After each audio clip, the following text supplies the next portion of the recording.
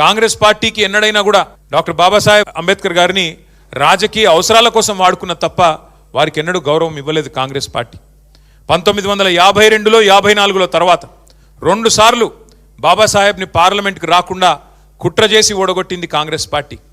అట్లాగే డాక్టర్ బాబాసాహెబ్ ఆనాడు హిందూ కోడ్ బిల్ని మొత్తం మహిళలకి సమానత్వాన్ని, మహిళలకు జరుగుతున్న అన్యాయాన్ని, వివక్ష పట్ల పూర్తి స్థాయి వారికి హక్కులు కల్పిస్తూ బిల్లు తీసుకొస్తే ఆ బిల్లును ఆ రోజు పార్లమెంటుకు రానియకుండా ఆనాటి కాంగ్రెస్ ప్రభుత్వం మరి కుట్ర చేస్తే చివరికి మంత్రి పదవికి కూడా నిరసనగా రాజీనామా చేసిన నాయకుడు, మహిళల పట్ల అంకిత భావాన్ని ఆనాడే తన రాజీనామాతో ప్రకటించిన నాయకుడు డాక్టర్ బాబాసాహెబ్ అంబేద్కర్.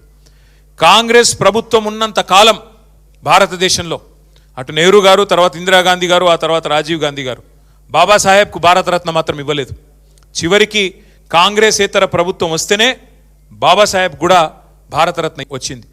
భారతరత్న చాలా దూరం, ఆఖరికి పార్లమెంట్ సెంట్రల్ హాల్లో కూడా బాబాసాహెబ్కి ఒక ఫోటో కూడా పెట్టలేదు కాంగ్రెస్ ప్రభుత్వం. అది వారికి మరి బాబాసాహెబ్ మీద ఉన్న గౌరవం. ఇవాళ మాట్లాడుతున్నారు పెద్ద పెద్ద మాటలు.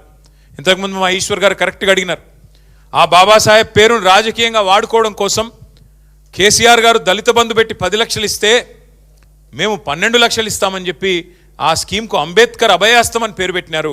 ఇలా మహానుభావుని మళ్ళీ ఒక్కసారి ఆ స్కీమ్ పేరు పెట్టి మళ్ళీ అవమానించి, అమలు చేయకుండా అవమానించి దళితులతో పాటుగా మరి బాబాసాహెబ్ని కూడా అవమానించింది కాంగ్రెస్ ప్రభుత్వం.